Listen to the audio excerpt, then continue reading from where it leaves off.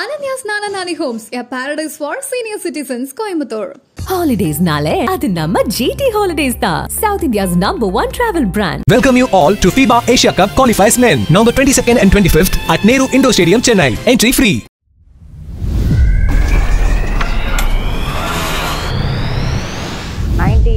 வந்து ஒரு மிகப்பெரிய பாம் பிளாஸ்ட் கோயம்புத்தூரில் கிட்டத்தட்ட ஒரு 60-65 பேர் இறந்துட்டாங்க. அப்படி தான் ஆட்டோ ஃபீல்டுக்கு வந்தேன். நான் ஒரு ஜாதி அவர் ஒரு ஜாதி அப்படிங்கும்போது அது நான் பிராமண இனத்தை சேர்ந்தது. சப்போஸ் வீட்லேயே நம்ம காதல் சொன்னோன்னா வெட்டிடுவாங்க. காலையில் 10:30 மணிக்கு ஒரு லேடி ஏறி என்னை கத்தி வச்சு என்னோடய பணத்தை பிடிங்கிருக்காங்க புளியாந்தோப்பில். இதான் என்னோட ஒரே ஒரு கணவர். ஒரு நாளைக்கு மேக்ஸிமம் போனால் 5 மணி 4:30 மணி நேரம் 5 மணி நேரம் தான் தூக்கம். இந்த 10 ஹவர் ஐடியில் உட்காந்துக்கிற 10 ஹவர் ஆட்டோவில் உட்காந்து அதே இன்கம் ஆட்டோலையும் இருக்கு.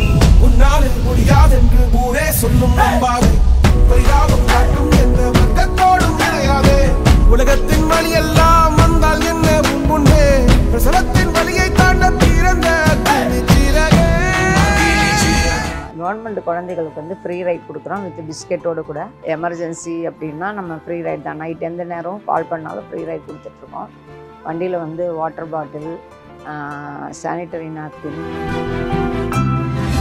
25 வருஷத்தில் நான் இழந்தது என்னன்னா, ஒரு தாயாக இருந்து என்னோடய குழந்தைகளை கவனிச்சிக்க முடியல. குழந்தையோட வெளியில் வரப்போகிறேன்னு சொன்ன ஃபேமிலி முன்னாடி ஓடி இவ்வளோ தூரம் வந்துட்டேன். ஆனால் திரும்பி நான் பார்த்தேன்னா என்னோடய பர்சனல் லைஃப்பை வந்து நான் என்ஜாய் பண்ணேன்னா அப்படின்னு கேட்டால், என் பொண்ணெல்லாம் 5 வயசுலேயே சமைக்க ஆரம்பிச்சிட்டேன். என் பையனுக்கு நான் இந்த ஃபீல்டில் வரும்போது என் பையனுக்கு 1 வயசு. என் பொண்ணு தான் அந்த பையனையே ஊட்டி வளர்த்தேன்.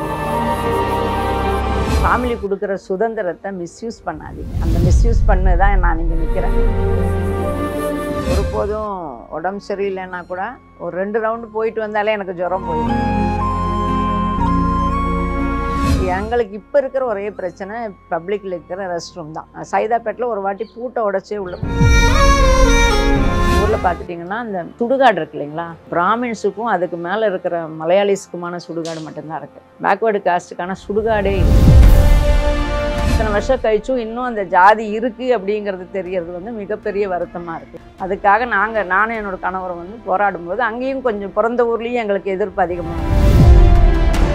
ரொம்ப எனக்கு வந்து வீட்டில் இருக்கிறத விட ரோட்டில் இருக்கிறது ரொம்ப பிடிக்கும். என்னை வந்து ஜீரோவாக இருந்து என்னை ஹீரோ ஆக்கினதே இந்த ஆட்டோ தான்.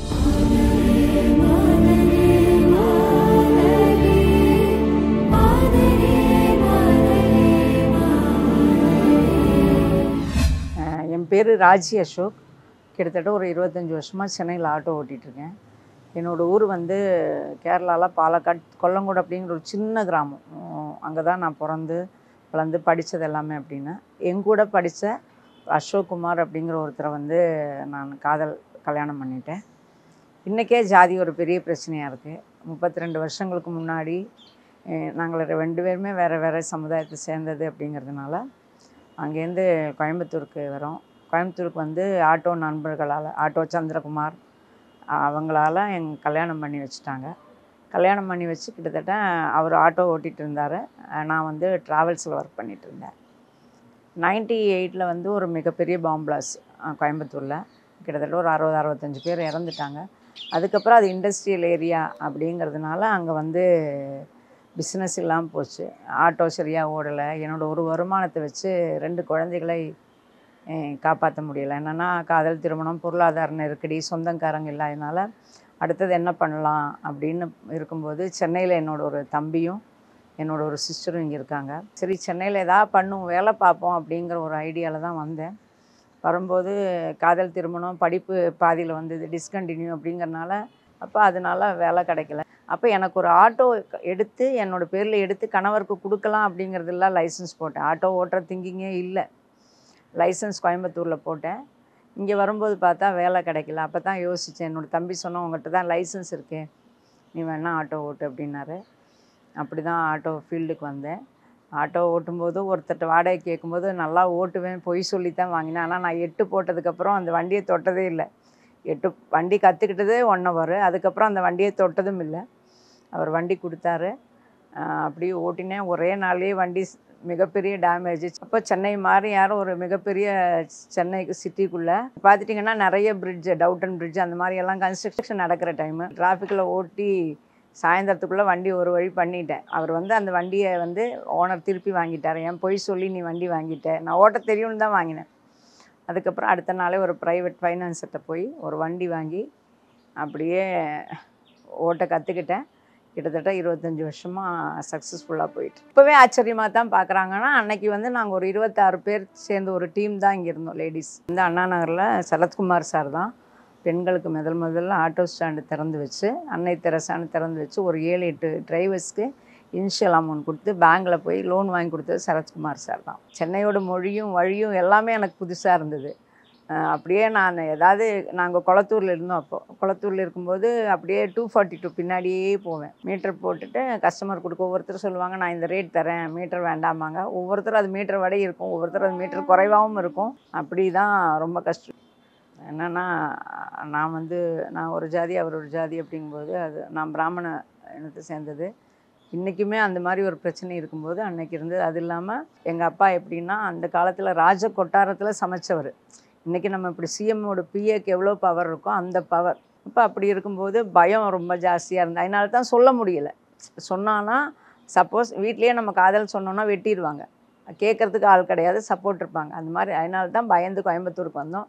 கோயம்புத்தூருக்கு வந்தும் எங்கள் அப்பாலாம் விடவே இல்லை.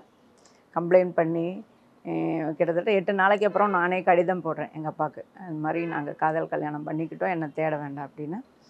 அதுக்கப்புறம் அவர் வராரு, ஸ்டேஷனில் வராரு, இல்லை பரவாயில்ல இந்த மாப்பிள்ளையை விட்டுட்டு வந்துடு, நம்ம வந்து இதாக போயிடலாம் வந்துடு அப்படின்னு சொல்லும்போது, இல்லை நான் இவர் கூடயே வாழ்ந்துடுறேன் 8 நாள் வாழ்ந்துட்டேன் ஒருத்தர் கூட, இப்படியே வாழ்ந்துடுறேன்னு ரொம்ப ரொம்ப மிகப்பெரிய சவாலாக இருந்தது. என்னென்னா நான் வந்து கிட்டத்தட்ட எனக்கும் 19 வயசு, அவருக்கும் 19 வயசு, ஒரே வயசு.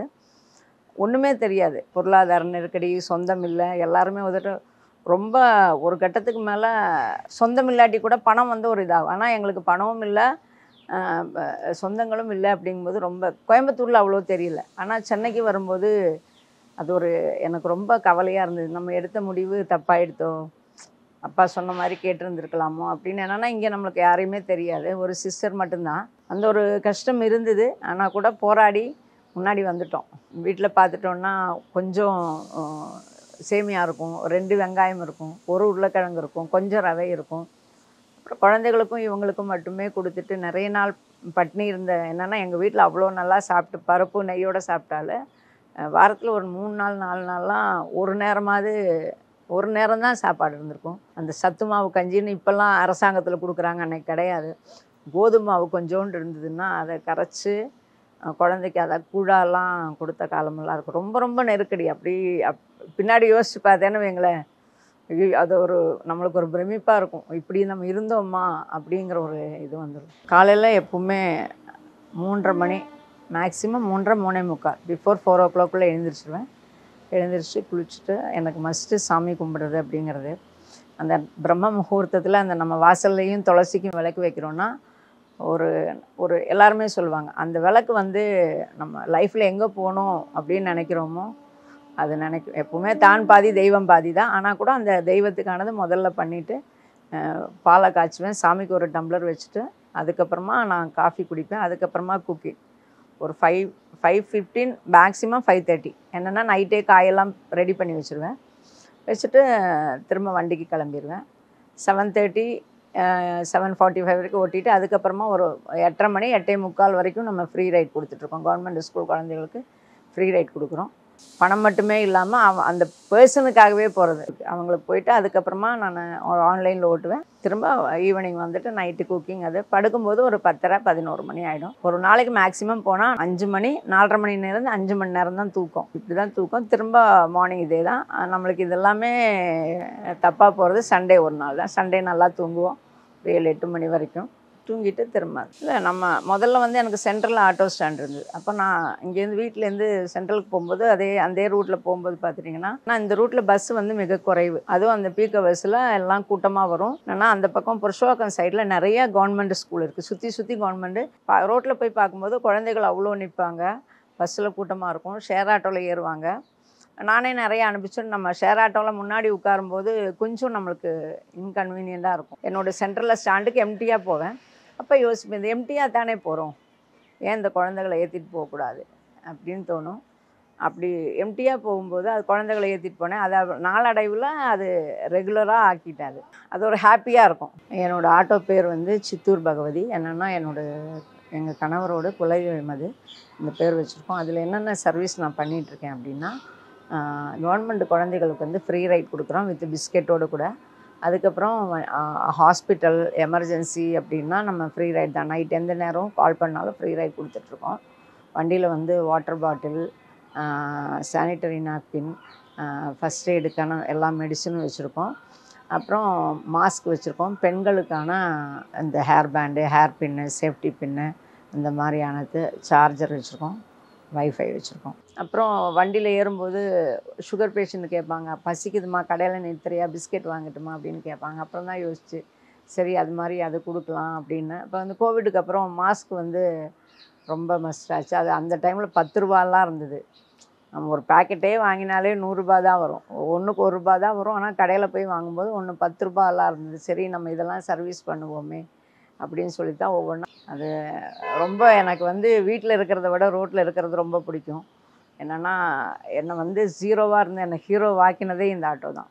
எல்லாம் ஒரு நம்ம நினைப்போம் ஆட்டோ டிரைவர்னால் கேவலமாக அப்படின்னு நினைப்போம். ஒரு சில நினைக்கிற இடத்துல இந்த ஃபீல்டு இதில் தான் நான் வாழ்வேன். இதில் வந்ததுக்கப்புறம் நிறையா வேலை வருது. இப்போ இன்னும் கூட இந்த ஏஜ்லேயும் கூட நம்மளுக்கு வேலை கொடுக்கறதுக்கு ரெடியாக இருக்காங்க. ஆனால் நான் வந்து என்னோடய சித்தூர் பகவதி கூட அப்படியே ஃபிக்ஸ் ஆகிட்டேன். நிறைய பேர் சொல்லுவாங்க சமகாலீன அரசியலை பற்றி பேசுகிறது ஆட்டோ டிரைவர். என்னென்னா எங்களுக்கு பெருசாக பேப்பர் படிக்கிறதுக்கோ டிவி பார்க்குறதுக்கோ நேரம் கிடையாது. ஆனால் எல்லா ஊர்லேருந்து இந்தியாவும் இல்லாமல் ஃபாரின் கண்ட்ரிலேருந்து வர மக்கள் கூட நம்ம பேசி எல்லா அரசியலையுமே தெரிஞ்சுக்கிறதுக்கான ஒரு வாய்ப்பு, நிறைய நாலேஜு, ஜென்ரல் நாலேஜு. சப்போஸ் நீங்கள் ஒரு கேள்வி கேட்டு நம்மளுக்கு அது பண்ண முடியலைன்னா அப்புறம் நான் வந்து அதை படிப்பேன். படிச்சுட்டு அதை நம்ம உட்காந்து கூகுளில் படிக்கிற அளவுக்கு சரி நம்ம இன்னொருத்தர் கூட நல்லா விமர்சனம் பேசுகிறதுக்கான ஒரு வாய்ப்பெல்லாமே கொடுக்குறது இந்த ஃபீல்டு தான். அது மாதிரி சுய கௌரவம், ஜாபு, நம்மளுக்கு போதுமான இன்கமும் இருக்குது. ஒரு ஆஃபீஸில் ஒரு ஐடியில் கிடைக்கிற அளவுக்கு சம்பளம், நம்ம ஹார்ட் ஒர்க் அந்த 10 ஹவர் ஐடியில் உட்காந்துக்கிற 10 ஹவர் ஆட்டோவில் உட்காந்து அதே இன்கம் ஆட்டோலையும் இருக்குது. அதனால தான் 25 வருஷமாக நான் 26வது வருஷம் இது கண்டினியூவாக நான் ஏன் சக்ஸஸ்ஃபுல்லாக ஒவ்வொரு நாளும் நான் புத்துணர்ச்சியோடு போகிறேன்னா இந்த வேலை எனக்கு ரொம்ப பிடிச்சிருக்கு. கிட்டத்தட்ட ஒரு என்னோடய ஏர்னிங்கில் ஒரு 50-60% சேரிட்டிக்கு தான் போகும். என்னால் இப்போ எங்கள் வீட்டுக்கு ஒன்றும் பெருசாக ஒன்றும் யூஸ் இல்லை. இப்போ நான் மோஸ்ட்லி சேரிட்டிக்கே போயிடும். அதுலேயும் ஒரு ஹாப்பியாக.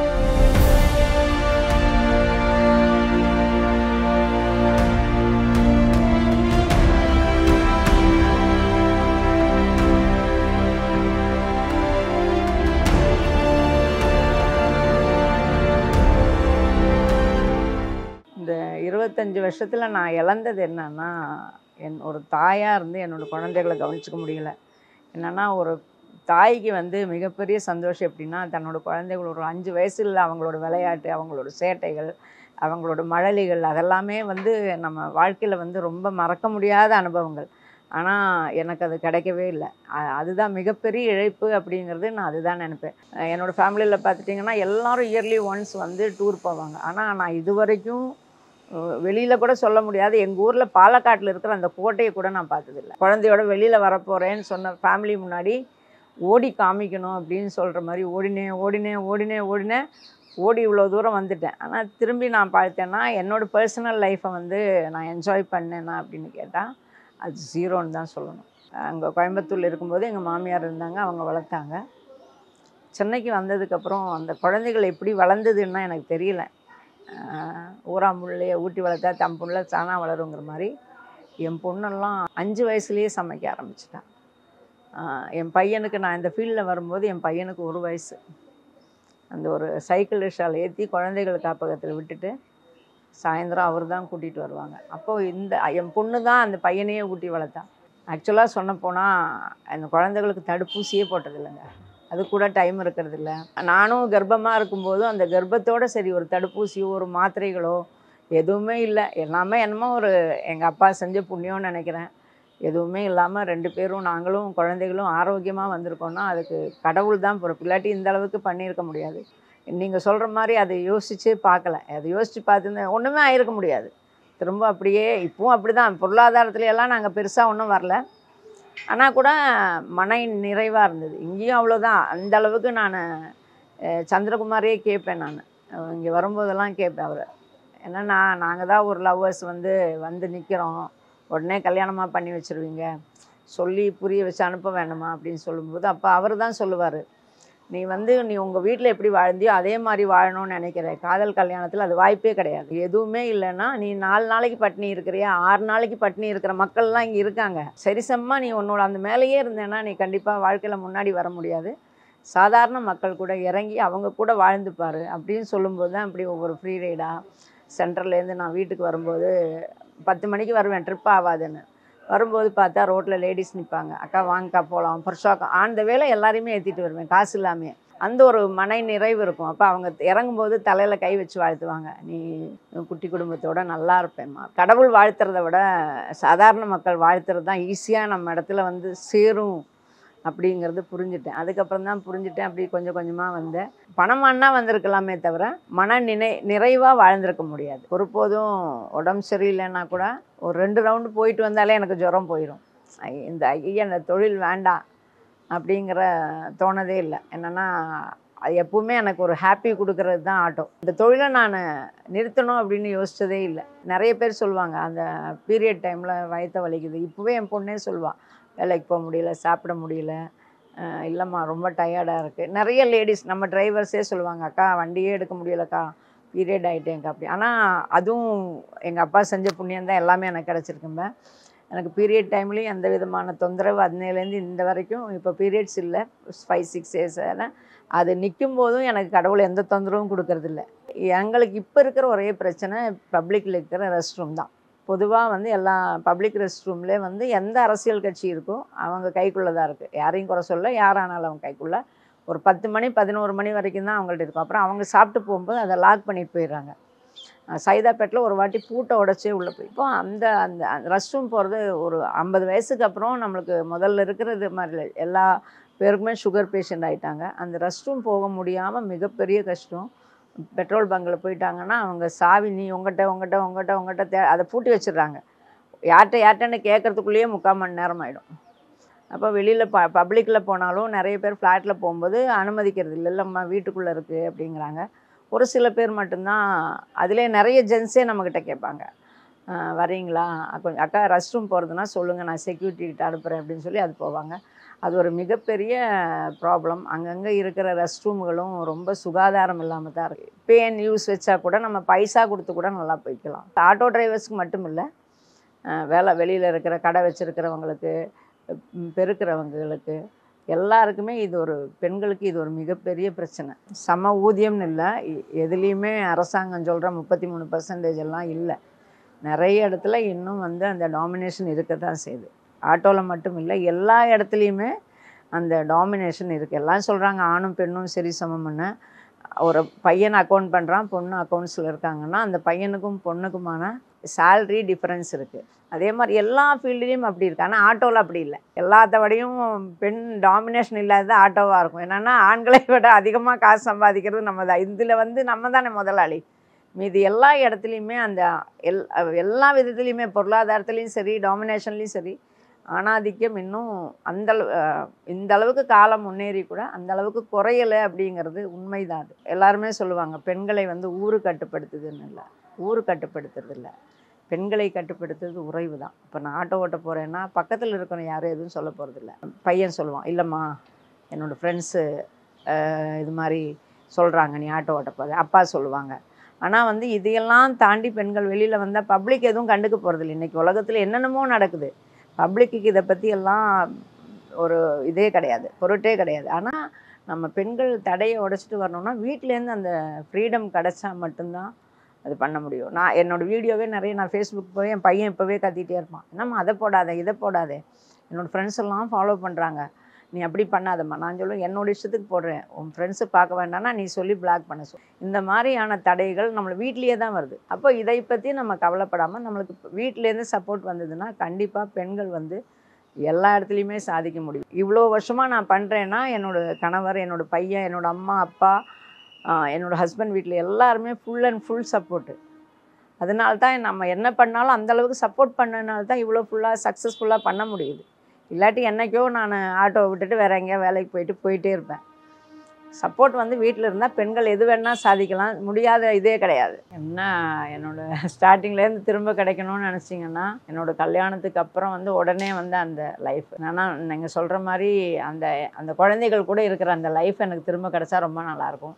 கண்டிப்பாக அது கிடைக்காது. என்னன்னாலும் பேர குழந்தைய கொஞ்சிறதும் நம்ம குழந்தைய கொஞ்சிறதும் வேணும்னா அதுக்கு ஒரு லிமிட் இருக்குது. நம்ம ரொம்ப கொஞ்சிட்டோம்னா பொண்ணு சண்டை போடுவான், நீ தான் அவங்கள கெடுத்து குட்டி சேவை. ஆனால் என் குழந்தைகள்னால் எனக்கு கேட்குறதுக்கு ஆளில்லை. அது கிடச்சிதுன்னா ரொம்ப ஹாப்பியாக இருப்பேன். அடுத்த பயணம் ஆம்புலன்ஸை நோக்கி பயணம். அதுக்கான ப்ராசஸிங் போயிட்டுருக்கு. ஆல்ரெடி புக் பண்ணிட்டோம், 1 year ஆச்சு. புக் பண்ணும்போது ஃபண்டு வரல, ஃபண்டு வரும்போது வண்டி வரல. மேக்ஸிமம் டிசம்பருக்குள்ளே அடுத்த பயணம் ஆம்புலன்ஸ் பயணம். அது இங்கே இல்லை, எங்கள் ஊரில். கேரளா வந்து எங்களோட ஊர் எப்படின்னா ரொம்ப ரிமோட்டான ஏரியா, பிலோ போவர்ட்டி அதிகம். காஸ்ட் பேஸ்லேயும் பார்த்துட்டிங்கன்னா அந்த பேக்வேர்டு காஸ்ட் அதிகமாக இருக்கும். ஊரில் பார்த்துட்டிங்கன்னா அந்த சுடுகாடு இருக்குது இல்லைங்களா, பிராமின்ஸுக்கும் அதுக்கு மேலே இருக்கிற மலையாளிஸுக்குமான சுடுகாடு மட்டும்தான் இருக்குது. பேக்வேர்டு காஸ்ட்டுக்கான சுடுகாடே இல்லை. எப்படின்னா ஒரு 15 கிலோமீட்டர் தள்ளி போகணும். இப்போ அந்த காசு அந்த செத்ததுக்கப்புறம் கூட ஜாதி பார்க்குறாங்க அப்படிங்கிறது இப்போ தான் எனக்கு தெரியல. இது இவ்வளோ வருஷம் எனக்கு தெரியாது. இப்போ ரீசனாக நான் அங்கே போயிருக்கும்போது தான் பேக்வேர்டு காஸ்ட்டு ஒருத்தர் இறந்துட்டாங்க, எங்கேயோ கொண்டு போனாங்க. அப்போ தான் நான் என்னோடய கணவர்கிட்ட கேட்குறேன், இல்லை அவங்களுக்கு சுடுகாடு இல்லை, அதுவும் அந்த பொருளாதாரம் இல்லைன்னு வைங்களேன், மாட்டு வண்டியில் கொண்டு போவாங்க. எனக்கு அது ஒரு ஆசை, அங்கே ஒரு எல்லா ஹிந்துக்களுக்குமான ஒரு சுடுகாடு, ஜாதி பத பேதம் இல்லாமல் ஒரு சுடுகாடு அமைக்கணும். அது நான் ஒரு சேலஞ்சே கட்டியிருக்கேன். இலவச ஆம்புலன்ஸும் அங்கே இல்லை. கிட்டத்தட்ட பெரிய ஹாஸ்பிட்டல்னால் 30 கிலோமீட்டர் பாலக்காடு டவுனுக்கு வரணும். இந்த டவுனுக்கு வருதுன்னா ஒன்றும் இல்லை, கார் பிடிச்சி வரணும், இல்லாட்டி பைசா கொடுத்து ஆம்புலன்ஸ் வரணும். இப்போ இந்த மாதிரியான ஒரு சேவையை கொடுக்கணும் அப்படின்னு அதை பேஸ் பண்ணி தான் ஒரு ஆம்புலன்ஸ் புக் பண்ணிகிட்ருக்கோம். இதுக்கப்புறம் அடுத்தது அங்கே ஒரு மயானம். இதெல்லாமே என்னோட ஒரு கனவாக இருக்குது. முடியுமா முடியாதா அப்படிங்கிறது தெரியலை. இத்தனை வருஷம் கழிச்சும் இன்னும் அந்த ஜாதி இருக்குது அப்படிங்கிறது தெரியறது வந்து மிகப்பெரிய வருத்தமாக இருக்குது. அதுக்காக நானும் என்னோடய கணவரும் வந்து போராடும்போது அங்கேயும் கொஞ்சம் பிறந்த ஊர்லேயும் எங்களுக்கு எதிர்ப்பு அதிகமாக இருக்குது. அந்த ஒரு ஆம்பிஷன் தான் இப்போ போயிட்டுருக்கு. ஒரு மயானம், ஒரு ஆம்புலன்ஸு, அது ஒரு வந்தாச்சு, ஒரு 99% ஆயிடுச்சு. வண்டி வர ப்ராப்ளம் தான். அந்த ஒரு மயானத்துக்காக அடுத்த போராட்டம். எங்கள் ஊர்லேயும் ஒரு அக்ரஹாரத்தில் கோவில் இருக்குது. அதில் பார்த்துட்டிங்கன்னா பிராமின் கம்யூனிட்டி மட்டும்தான் உள்ளே போயிட்டு இருந்தாங்க. இப்போ நானே எல்லாத்தையுமே சொல்லுவேன் மக்கள்கிட்ட, உங்களை தடையை நீங்கள் தான் எடுத்துக்கணும். அவங்க வாங்க உள்ளே போங்கன்னு யாரும் சொல்ல மாட்டாங்க. ஒருத்தர் எங்கள் வீட்டில் வாங்க போங்க அப்படின்னா வீட்டுக்கு போகுது, கோயிலுக்குன்னா நீங்கள் போகலாம், அது அரசாங்க கோயில், யாரும் எதுவும் சொல்ல முடியாதுன்னாங்க. இப்போ கும்பாபிஷேகத்துக்கு அப்புறம் அது நடந்திருக்கு. ஆனால் கூட இன்னும் நிறைய மக்களுக்கு பயந்துக்கிறாங்க. நம்ம என்ன கிராமத்தில் எப்படின்னா, நம்ம எதாவது பண்ணிட்டோன்னா நம்மளுக்கு சப்போர்ட் கிடைக்காதோ, யாரும் எதுவும் பண்ண மாட்டாங்களோ, நம்ம வீட்டுக்கு எந்த ஃபங்க்ஷனுக்கும் வர மாட்டாங்களோ அப்படின்னு. அது நல்லதை விரும்புகிறவங்க நிறைய பேர் இருப்பாங்க. கண்டிப்பாக ஒரு நாள் இல்லாட்டி ஒரு நாள் வருவாங்க. முதல்ல பயமாக இருக்கும், அதுக்கப்புறம் ஆட்டோமேட்டிக்காக நம்ம பின்னாடி வருவாங்க. நம்ம எப்பவுமே நம்ம வாழ்க்கையில் பெண் மட்டும் இல்லை, எல்லா மனிதர்களுமே நம்மளுக்கு எதை பிடிச்சதோ அதை செய்யணும். அது நேர்மையாக இருக்கணும், ஏமாற்றக்கூடாது, பொய் சொல்லக்கூடாது. இன்னொருத்தர் வந்து அதை நம்ம பேசுகிறது இன்னொருத்தருக்கு பாதிப்பு இல்லாமல் இருக்கிற மாதிரி பேசுகிறது, வாழ்ந்து போகிறது. நம்மளோட வாழ்க்கை வந்து இன்னொருத்தருக்கு பிரச்சனை இல்லாமல் இருக்கணும். நம்மளுக்கு எப்படி பிடிச்சதுன்னா அப்படி தான் வாழணும். தைரியமாக இருக்கணும் பெண்கள். யாராவது ஏதாவது பண்ணாங்க பேசினாங்க அப்படின்னா மூடி மறைக்காமல். இன்றைக்கி வந்து நிறைய பேர் வெளியில் சொன்னால் உன்னை வெட்டிடுவேன் குத்திடுவேன், அதெல்லாம் ஒன்றுமே கிடையாது. நிறைய குழந்தைகள் இன்றைக்கி வந்து சைல்டு அப்யூஸ் நடக்கிறதே அது மாதிரி தான், பயமுடுத்துறது. நீ எதாவது பண்ணேன்னா உங்கள் அம்மாவை வெட்டிடுவேன், அவங்கள வெட்டுவேன்னு சொல்ல மாட்டாங்க, அவங்க அப்பாவை வெட்டிடுவேன் அப்படின்னு சொல்லும்போது அந்த குழந்தைகள் அந்த பயம் வருது. என்னென்னா இன்றைக்கி இருக்கிற காவல்துறை அன்னைக்கு மாதிரி இல்லை காவல்துறை. இன்றைக்கி காவல்துறையில் வந்து சிசிடிவி கேமரா, கேவலர் ஆப்பு, நிறைய பெண்களுக்கான நிறைய சப்போர்ட்டிவான விஷயங்கள் காவல்துறையில் தமிழ்நாடு அரசு பண்ணிகிட்ருக்கு. இன்றைக்கி நான் வண்டி சும்மா ஒரு ஓரத்தில் நிறுத்தினாலே 4 டிரைவர் கேட்பாங்க என்னம்மாச்சு அப்படின்னு. அன்றைக்கி அப்படி கிடையாது. அப்போ இன்றைக்கி அந்த அளவுக்கு பப்ளிக்கில் யூத்துக்கிட்ட நிறையா அந்த சோஷியல் மைண்ட் இருக்குது இல்லைங்களா, சேரிட்டி அப்படிங்கிற சமூக பொறுப்பு வந்து நிறைய யூத்துக்கிட்டே வந்திருக்கு. எனக்கு ட்ரஸ்ட்டுக்கு சப்போர்ட் பண்ணுறவங்களே பார்த்துட்டிங்கன்னா நிறைய யூத்து தான். ஒரு சில பேர் அதில் வில்லன் மாதிரி, சினிமாவில் இருக்கிற ஒவ்வொரு வில்லன் மாதிரி அங்கங்கே வில்லன் இருந்தாலும் ஹீரோ தான் அதிகமாக இருக்காங்க. அதனால் பெண்கள் நம்ம எப்படி நினைக்கிறோமோ அப்படி வாழணுன்னா கண்டிப்பாக ஃபேமிலி சப்போர்ட் பண்ணுங்கள். ஃபேமிலி கொடுக்குற சுதந்திரத்தை மிஸ்யூஸ் பண்ணாதீங்க. அந்த மிஸ்யூஸ் பண்ணு தான் நான் இங்கே நிற்கிறேன். காதலுங்கிறது தவறு கிடையாது. அந்த எந்த ஏஜில் வரணுமோ அந்த ஏஜில் வந்தால் தான் அது. ஒரு 20 வயசுக்கு மேலே வேலைக்கு அப்புறம் நம்ம தெளிவாக இருப்போம். இந்த டீனேஜில் வர காதல் பார்த்துட்டிங்கன்னா பட்டாம்பூச்சி மாதிரி இருக்கும். நம்ம என்ன நினைக்கிறோம் அப்படின்னு நினைக்கிறது வாழ்க்கை ஆக முடியாமல் போயிடும். நீ இல்லைன்னா நான் செத்துருவான்னு சொல்லுவான் பாருங்கள் ஒரு லவ்வரு. அவன் ஒருபோதும் அந்த பெண்ணை பாதுகாக்க மாட்டான். அந்த மாதிரி இருக்கிறவங்களை கல்யாணம் பண்ணால் காலம் ஃபுல்லாக அவங்க குழந்தைகளுக்கு நம்ம ஆக்கி போட்டுட்டு நம்ம வேலையை நம்ம தான் வேலை பார்த்துட்டு குடும்பத்தை பார்க்கணுமே தவிர அந்த மாதிரி கொஞ்சம் அதெல்லாம் நம்ம பார்த்துக்க வேண்டியது பெண்கள். என்னென்னா இதெல்லாம் என்னோடய அனுபவம். கேள்விக்குறியாக இருக்குன்னா இதுக்கு வந்து மீடியாவும் சோஷியல் மீடியாவும் ஒரு மிகப்பெரிய காரணம். என்னென்னா அதில் தான் நிறைய கற்றுக்கிறாங்க. அன்றைக்கி பார்த்துட்டிங்கன்னா அந்த காலத்துலலாம் 7 வயசுலேயே கல்யாணம் பண்ணுவாங்க. பையனுக்கு 15 வயசு இருக்கும். அந்த 10 வயசு டிஃபரன்ஸில் 17 வயசில் கல்யாணம் பண்ணுவாங்க. அந்த பொண்ணு மெச்சூர்டே ஆகிருக்காது, ஏஜ் அட்டன் பண்ணியிருக்க மாட்டாங்க. கல்யாணத்துக்கு அப்புறம் அவங்க வீட்லேயே விடுவாங்க. விட்டுட்டதுக்கப்புறம் ஏஜ் அட்டன் பண்ண அப்போ கூட இல்லை. ஆனால் இன்றைக்கி வந்து 1.5 வயசு குழந்தையும் அந்த அளவுக்கு பார்வைன்னா இதில் சினிமா வந்து ஒரு மிகப்பெரிய தாக்கம். சினிமாலேயே காட்டிடுறாங்க. நீ லவ் பண்ணலைன்னா அப்படியே போய் ரேப் பண்ணிடுது. ரேப் பண்ணால் கட்டி வச்சுருவாங்க. இந்த ஒரு பசங்கள்கிட்ட இந்த ஒரு இது இருக்குது, மென்டாலிட்டி இருக்குது. சோஷியல் மீடியா ஒரு மிகப்பெரிய காரணம். இப்போ காலையில் 10:30 மணிக்கு ஒரு லேடி ஏறி என்னை கத்தி வச்சு என்னோடய பணத்தை பிடுங்கியிருக்காங்க. காலையில் 10:30 மணிக்கு புளியாந்தோப்பில் லேடி குழந்தையோடு வந்தாங்க. ஏறி கத்தி பிடுங்கிட்டு எங்கிட்ட 650 ரூபா பர்ஸோடு எடுத்துகிட்டு போயிட்டாங்க. அன்றைக்கி லைசன்ஸ் மட்டும்தானே, வேறு ஆவணங்கள்லாம் அன்றைக்கி கிடையாதுல்ல. ஆனால் அன்றைக்கி நம்மளுக்கு கண்டுபிடிக்கிறதுக்கோ எதுக்கோ ஒரு வாகனம் இல்லை. இன்றைக்கி அப்படி கிடையாது. 24 மணி நேரம் காவல் வண்டி வந்து சுழண்டுட்டு ஓடிட்டுருக்கு. 5 மினிட்ஸில் ரெஸ்பான்ஸ் பண்ணுறதுக்கான வசதியெல்லாம் இருக்கிறதுனால குறைஞ்சிருக்கு. மற்ற மாநிலத்தை விட தமிழ்நாட்டில் மிக குறைவு அப்படின்னு தான் சொல்லலாம். இதுதான் என்னோட ஒரே ஒரு கணவர் அசோக்குமார். என் கூடயே படித்தவர், எங்கள் ஊருக்காரரு. இவரை தான் நான் காதல் கல்யாணம் பண்ணி ரன்னிங் சேசிங் எல்லாம் முடிச்சுட்டு இப்போது 32 வருஷம் ஆச்சு நாங்கள் ஒன்றா வாழ்ந்துட்டுருக்கோம் சந்தோஷமாக. சின்ன சின்ன பிரச்சனைகள் எல்லா வீட்லேயும் இருக்கிற மாதிரி இருந்தால் கூட ஹாப்பியாக இருந்துட்டு. பழைய கதையெல்லாம் என் வைஃப் சொல்லியிருக்குன்னு நினைக்கிறேன். அதனால் அதை பற்றி ஒன்றும் சொல்கிறது இல்லை. எப்படியோ எங்களோட வாழ்க்கை சந்தோஷமாக போயிட்டு இருக்குது. கஷ்டப்பட்டுட்டு தான் இருக்கும், கஷ்டப்பட்டு அப்படியே தான் இருக்கிறோம். ஆனாலும் அதில் ஒரு சந்தோஷம் இருக்குது. சின்ன சின்ன பிரச்சனைகள் வந்தால் வரத்தான் செய்யுது. ஆனாலும் வந்து எல்லாத்தையும் சமாளிச்சுட்டு அதிகமான கஷ்டப்பாடு வந்து வைஃப் தான் பண்ணுறேன். நான் அந்த அளவுக்கு நான் கஷ்டப்படுறது இல்லை. நான் வந்து ரொமான்ஸ் பண்ணால் கூட அவருக்கு அது பண்ண தெரியாது. ஒவ்வொரு டைமில் எனக்கு அது தோணும், என்னடா இவருக்கு தெரியலைன்னா. ஆனால் அவரோட அன்பு வந்து உள்ளே இருக்கும். அவருக்கு அது காட்ட தெரியாது. மற்றவங்கள மாதிரி வெளியில் காமிக்கிறதோ அந்த மாதிரி ஒரு ஃபோட்டோ எடுக்கிறதுனா கூட வீடியோ எடுக்கிறதுனா அது கூட அவர் கொஞ்சம் ஷையாக இருக்கும். அவரோட அன்பு உள்ளே இருக்குது, அது உள்ளே இருக்கார். நம்ம வந்து ரொமான்ஸாக வெளியில் காமிச்சிட்ருக்கோம். என்னோட கதை வந்து நல்ல விஷயம்னு சொல்லியிருக்கேன், கெட்ட விஷயம்னு சொல்லியிருக்கேன். நான் நடக்கிறதும் சொல்லியிருக்கேன், நடக்காதுன்னு சொல்லியிருக்கேன். ட்ராஜடி, காமெடி எல்லாமே இருக்குது. ரன்னிங், சேசிங் எல்லாமே என்னோடய லைஃப்பில் இருக்குது. என்னோட கதை காந்திஜி சொல்கிற மாதிரி ஒவ்வொரு வாழ்க்கையும் என்னோட வாழ்க்கை என்னோட இது அப்படின்னு சொல்லுவார் காந்திஜி, அனுபவம் அப்படின்னு. அதே மாதிரி என்னோடய அனுபவத்தை நான் சொல்லியிருக்கேன். பெண்கள் வந்து உங்களோட லைஃப்பில் இது ஒரு பாடமாக எடுத்துக்கோங்க. நல்லதை மட்டும் எடுத்துக்கோங்க, கெட்டதை விட்டுருங்க. Ananya's Nananani Homes, a paradise for senior citizens, Coimbatore. Holidays nale adu namma GT Holidays da, South India's #1 travel brand. Welcome you all to FIBA Asia Cup Qualifiers Men, November 22nd and 25th at Nehru Indoor Stadium, Chennai. Entry free.